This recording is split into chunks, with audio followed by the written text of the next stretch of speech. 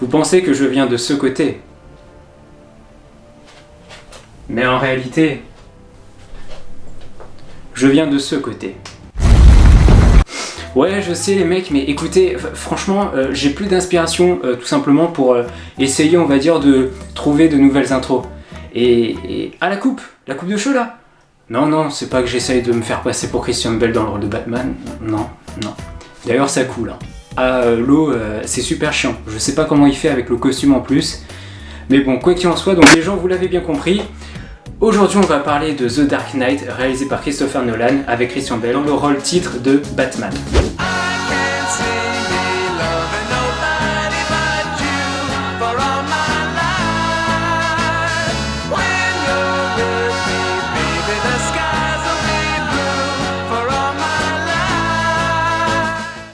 Nous sommes dans les années 2000. Warner Bros. Songe à un retour sur grand écran de la chauve-souris après le dernier beat de ce dernier.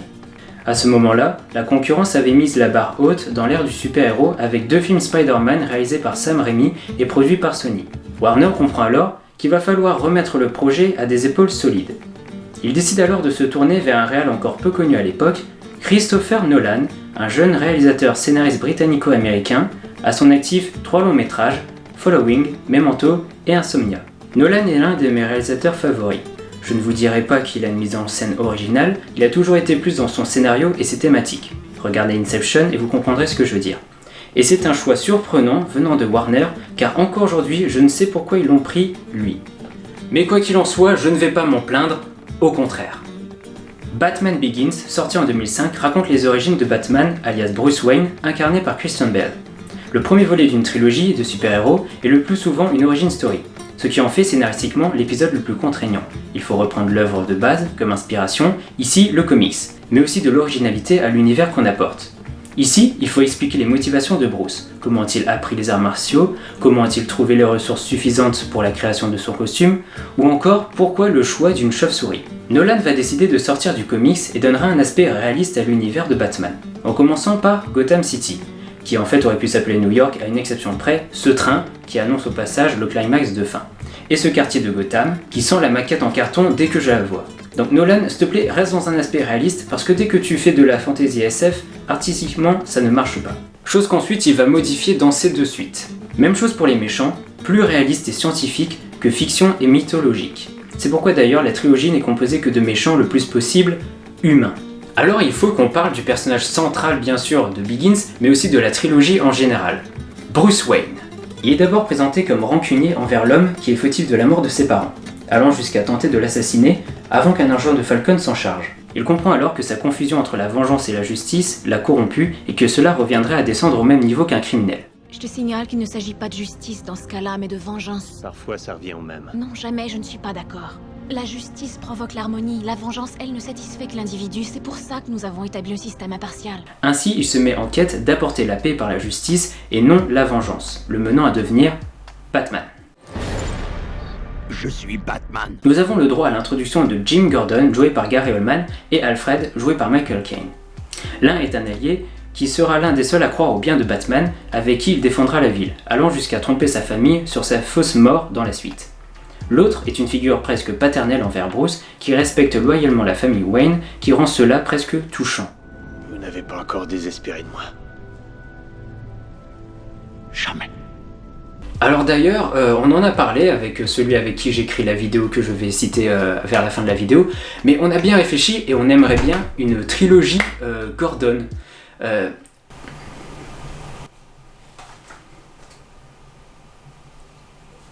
Oui, monsieur Nolan. Oui. Oui, d'accord. Bon bah apparemment ils veulent pas. On fera ça sur AZ2Z Studio. Scénaristiquement, Nolan a apporté une vraie touche d'originalité tout en reprenant l'idée de base. La présentation de Lucius Fox, joué par Morgan Freeman, représente une vraie touche d'originalité sur le fait que ce soit lui l'ingénieur de la patte technologie comme je l'appelle, et non Bruce Wayne directement. Ah si, à un moment il reprend la combinaison et il la peint. Avec une bombe. Et il fabrique ses propres batarangs. Sans doute en train de regarder un tuto YouTube dans sa Batcave. Ah oui d'ailleurs, moi aussi je me suis fait mon propre batarang, hein, pour ceux qui me suivent sur Insta. C'est super chaud à faire, on dirait pas comme ça, mais en fait c'est du carton que tu viens découper, tu peins plusieurs fois, ensuite tu le fais sécher au... Ah oui, la Batcave, ouais. L'idée que la Batcave était un moyen de passage attribué aux esclaves répond d'abord à la question pourquoi le mec a une mine sous son château, mais aussi nous fait reprendre l'idéologie politique de ses ancêtres, contre sans doute l'esclavagisme. Et c'est intelligemment bien mené. De plus, Nolan ne va pas foutre du fin de service sans raison. Il a réfléchi à ce qu'il va faire et il n'est pas là juste pour crier « Ah, j'ai la ref !» Exemple, la Batmobile est là pour expliquer la haute technologie de Wayne Industries. Les avant-bras, utilisés par la Ligue des Ombres, est repris par Batman pour montrer son parcours d'entraînement. Alors justement, les méchants, nous y venons. La première fois que j'ai vu Begins, disons que j'ai été assez... Je veux pas dire déçu, mais j'ai été déçu par les méchants. Il y en a 3 et pour moi, il n'y en avait pas un qui rattrapait l'autre. Sauf qu'en réalité, c'est tout le contraire. Justement, ça marche même très bien. Falcone est le premier méchant présenté sur le chemin de Bruce, joué par Tom Hiddleston, et qui va vite le remettre sur le droit chemin en lui disant très clairement « Coco, t'es mignon, mais si pour toi la mort de tes parents c'est le désespoir, bah tu peux rentrer chez toi ». Chef mafieux, digne d'un Corleone, c'est grâce à son arrestation que Batman se fera sa première réputation à Gotham. Là où dans Spider-Man de Sam Raimi, Spider-Man se fait connaître par de petits actes et est mal vu par la presse. Ici, il agit en conséquence et il est mal vu par les flics. Ainsi vient en scène l'épouvantail joué par Cillian Murphy. Ayant pour but d'empoisonner les habitants de Gotham grâce à la plomberie d'eau de la ville développée par Wayne Industries et sa concoctation de drogue permettant à celui infecté de voir son pire cauchemar. À ce niveau-là, le cannabis c'est de la farine les enfants. Alors du coup on en vient au thème principal de cet épisode, ou même plus principalement, on va dire, la thématique, pour être plus clair. Pourquoi le choix de la chauve-souris ? Depuis son enfance, Bruce Wayne a une phobie après un acte accidentel le poussant à croire que la mort de ses parents est de sa faute. Les chauves-souris. À plusieurs moments du film, elles seront vues telle une épreuve pour faire face à sa peur, le poussant à s'améliorer et à ne pas rester sur ses échecs du passé. À quoi servent les chutes, monsieur? À nous apprendre à mieux nous relever, vous vous rappelez? Ainsi, la thématique est la suivante. Pour vaincre sa peur, il faut devenir sa peur. Pourquoi les chauves-souris, monsieur? Parce que j'en ai peur. Et il est temps que mes ennemis partagent cette terreur. En gros, moi qui ai peur des requins, j'aurais pu m'appeler Requinman, quoi.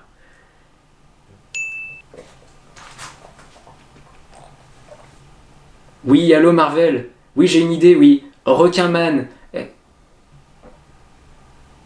Oui. Ah d'accord. Ouais bah c'est une idée de merde. Il était donc important de mettre l'épouvantail dans le film. Il est temps de passer au dernier ennemi, Ra's al Ghul. Ra's al Ghul, joué par Liam Neeson, est d'abord le maître, soit le mentor de Bruce, avant de passer à un grade supérieur, prenant le nom de Ra's al Ghul. C'est lui qui entraînera Bruce à se combattre au combat, précision, discipline et furtivité d'un ninja, présentant ainsi les capacités physiques de Batman au corps à corps. Remarquez qu'il est l'un des seuls personnages de la trilogie à avoir un lien intime avec Bruce Wayne directement. Ils ont perdu chacun des êtres chers, ont parcouru le même chemin et ont une relation maître-apprenti. Malgré cela, leur chemin au fil du temps sera différent à cause de leur notion de justice, comme dit précédemment sur le refus de criminalité de Bruce, le rendant alors différent de son maître. C'est donc pour cela que Ra's al Ghul est le méchant du film, du moins principalement.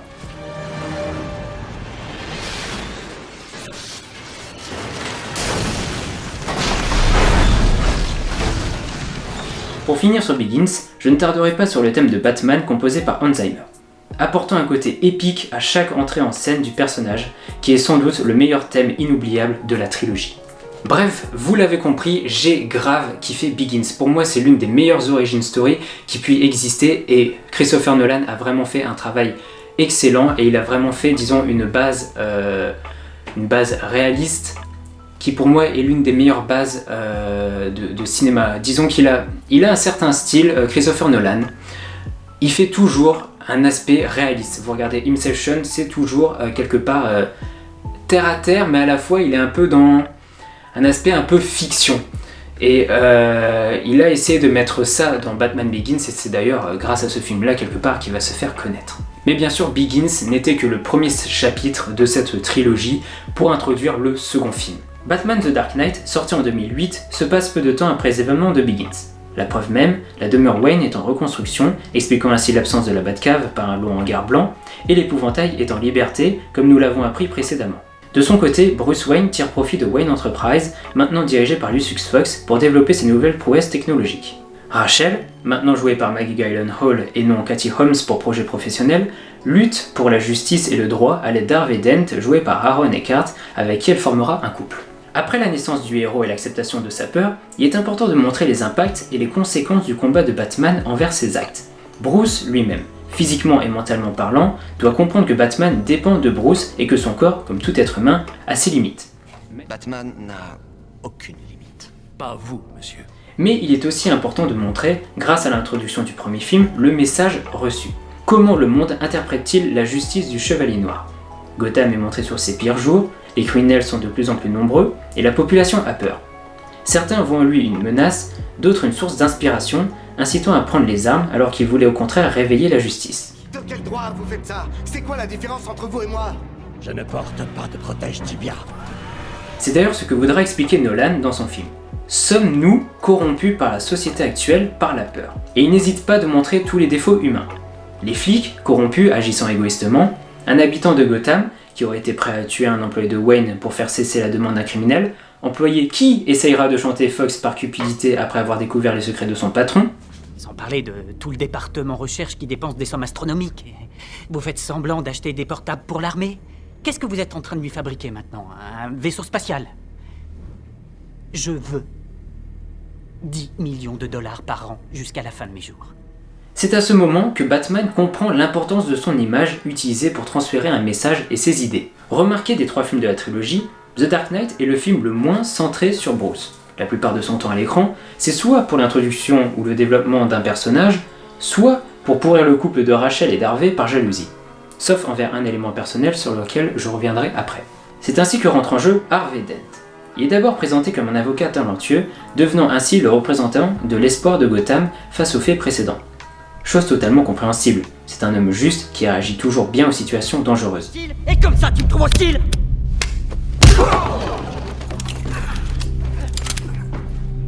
Fibre de carbone, calibre 28, fabriqué en Chine. Pour éliminer un serviteur de l'État, M. Maroni a acheté plutôt américain. Il est d'ailleurs comparé à Batman en tant que justicier de la paix sous le nom du Chevalier Blanc, à l'exception que Dent n'a pas de masque et n'a pas recours à la violence. Bruce en conclut alors qu'il est préférable que Dent soit le symbole de Gotham et qu'il prenne la relève de la justice. Ce héros, c'est Harvey. Il a enfermé la moitié des criminels de cette ville et il a réussi sans porter de masque. Le héros de cette ville a besoin d'un visage. Malgré ses bonnes intentions et la confiance que nous développons envers Dent, il est facile de comprendre que le Chevalier Blanc de Gotham basculera du mauvais côté de la voie. Si vous y connaissez un minimum en comics ou même à l'univers de Batman, vous comprendrez qu'on a affaire à double face. Preuve en même, le film nous y prépare déjà grâce à de nombreux indices.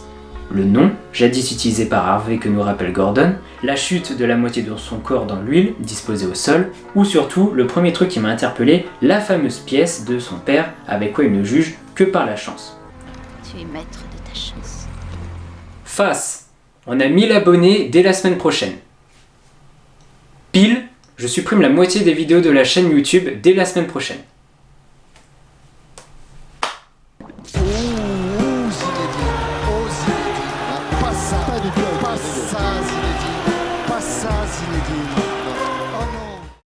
De plus, on se rend compte qu'il s'emporte facilement dès que l'on touche à ses sentiments ou à son impatience.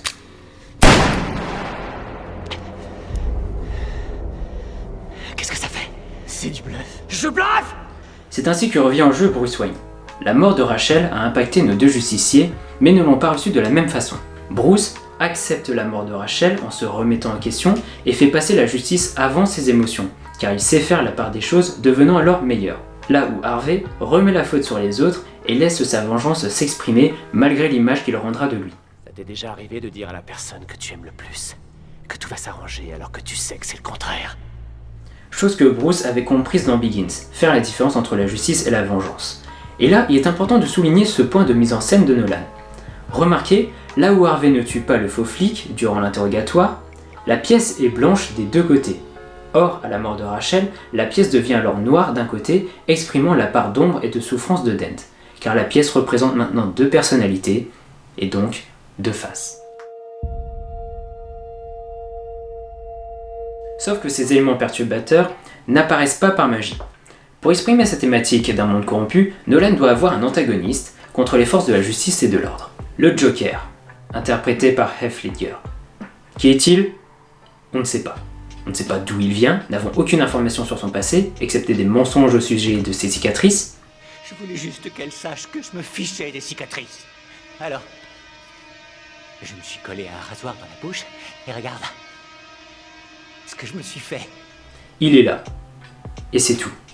Néanmoins, nous pouvons comprendre sa personnalité dès la première scène où il apparaît. Il est décrit comme une légende du crime par ses collègues, À croire que le Joker a aussi dingue qu'en t'es. a un certain goût pour la mise en scène, manipulateur, calculateur et ne fait preuve d'aucune empathie, ayant jusqu'à prendre plaisir envers la souffrance de l'autre. Pourquoi j'utilise un couteau? Les flingues, c'est trop rapide. Ça t'empêche de savourer toutes ces petites émotions.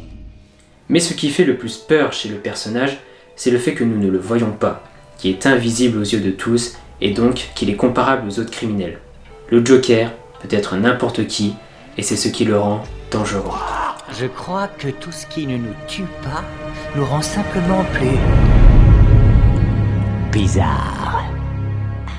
Dans ce cas-ci, je peux être personne comme tout le monde.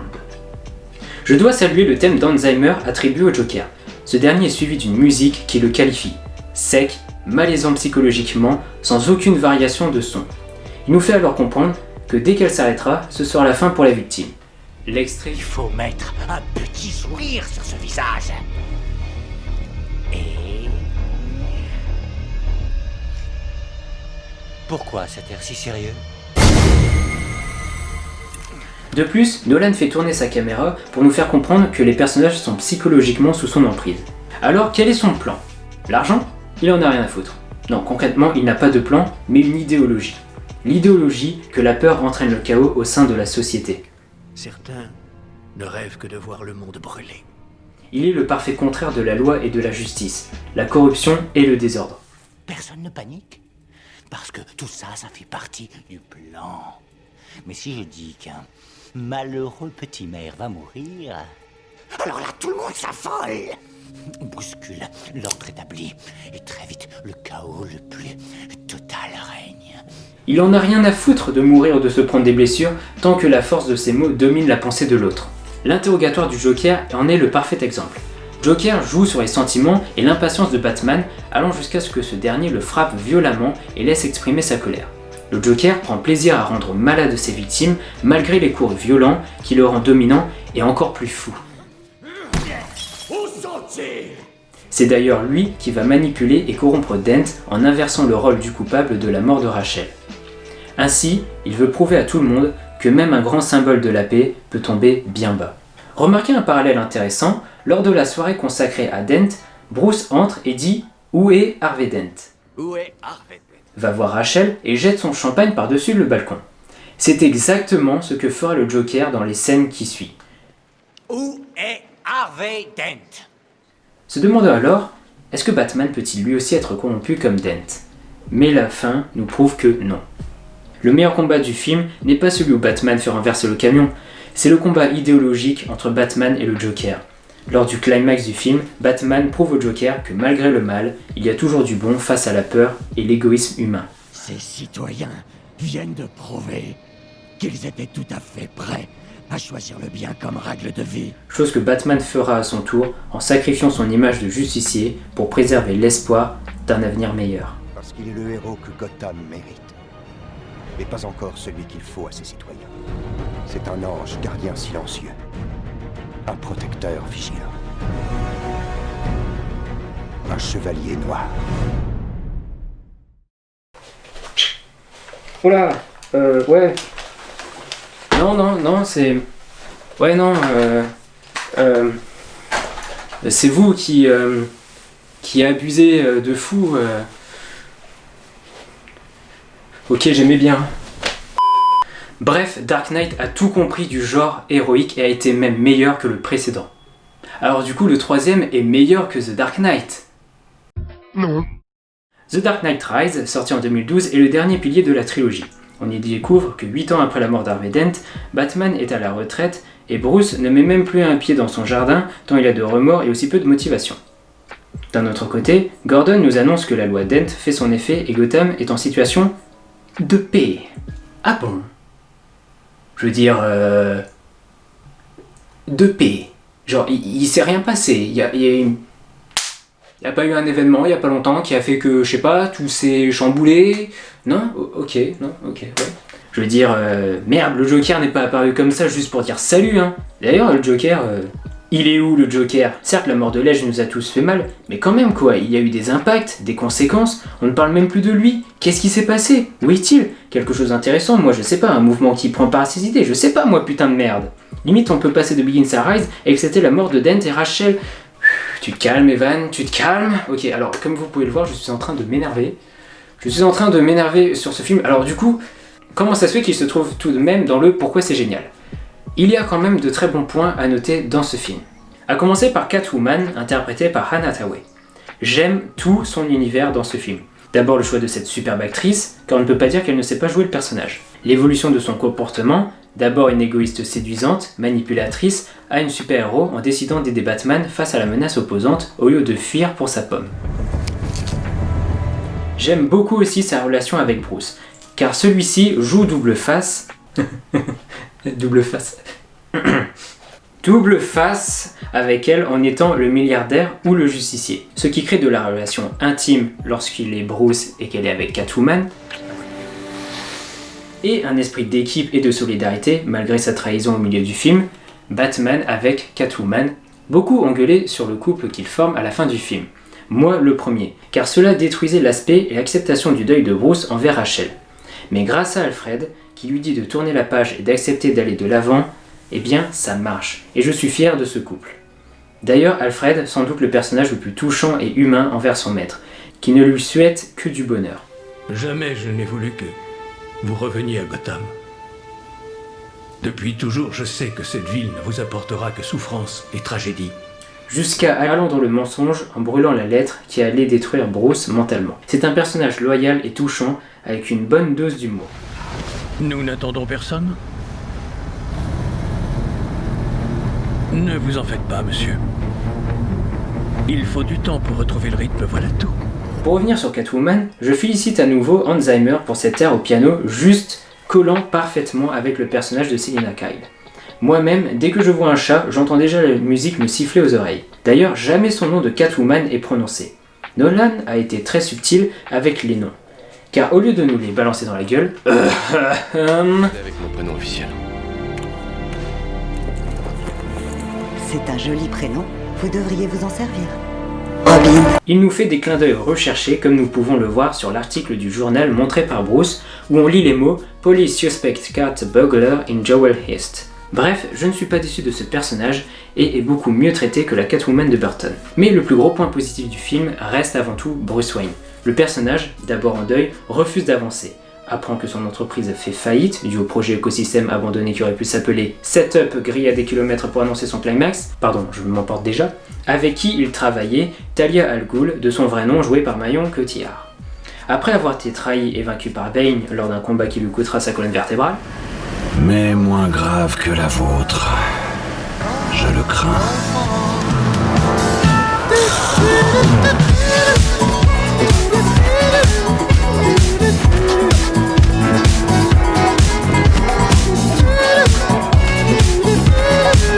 il est alors replongé dans une prison, faisant écho à la première scène de Begins, où la seule pensée positive est l'espoir de sortir. Il comprend alors que pour refiler le costume, il doit accepter la mort et ses peurs, non pas comme un défaut à éviter, mais comme atout de pulsion de survie en lui faisant face, en refusant toute sécurité, nous provoquant alors, avec la musique en fond et les cris d'encouragement des personnes désespérées, la plus épique scène du film.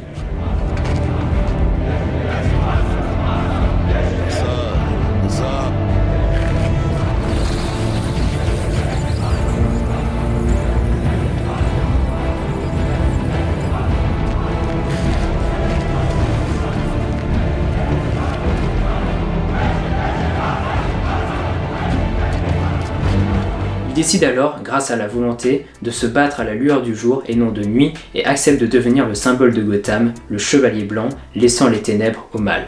Certains ont gueulé sur le fait qu'on voyait finalement peu Batman, mais plus Bruce Wayne. Mais justement, c'est toute une remise en question morale du héros. Avant d'aimer le super-héros, il faut d'abord aimer celui qui porte le masque. Et voilà les seuls personnages qui fonctionnent réellement dans ce film. Bruce Wayne, Selina Kyle et Alfred. Les autres, c'est une autre histoire. Je ne vais pas dire que le film est nul, il reste très épique par moments, il est regardable et bourré d'une bonne morale. Le plus gros point négatif du film est expliqué en 2 mots. Spectaculairement exagéré. Il essaye d'en faire trop pour être plus épique que le précédent. Le problème, c'est qu'on en perd toute la symbolique et la subtilité des précédents. Ce qui m'en revient à cette putain de bombe nucléaire, qui n'est pas du tout subtile au passage et qui fait juste penser à un film qui aurait pu s'appeler Carnage Atomique 3 avec The Rock en rôle principal. Calme-toi Evan, calme. Alors il faut que je parle de Bane, l'antagoniste principal du film, joué par Tom Hardy. J'ai rien à dire sur son choix design assez lointain des comics, ni sur le jeu de Tom Hardy. C'est un personnage réfléchi et étrangement assez calme. Donc qu'est-ce qui ne va pas avec lui? Son plan est de venger Ra's al Ghul en détruisant Gotham, d'abord par la peur, puis directement. Sauf que ça ne marche pas. Ra's al Ghul l'a banni, voyant en lui qu'un monstre. Alors qu'est-ce qu'il en a à foutre de venger celui qu'il a considéré à l'état de sous-merde? Et je sais ce que vous allez me dire, Tyla. J'aime tout le retournement des situations envers l'enfant qui s'est échappé de la prison. Ce qui fait que ici du coup, ça marche. La fille qui veut venger son père en détruisant moralement Bruce et Bane physiquement, c'est une bonne idée. Mais considérer Bane à l'état de pantin de Tyla, excusez-moi mais je suis un petit peu séparé là. D'un côté ça régresse le personnage, de l'autre il essaye de le rendre touchant par les sentiments. Parce qu'au fond, c'est pas à cause de lui si tout le monde ne l'aime pas. Excusez-moi, mais à quel moment je vais développer de l'empathie envers un mec qui frappe Batman comme ça?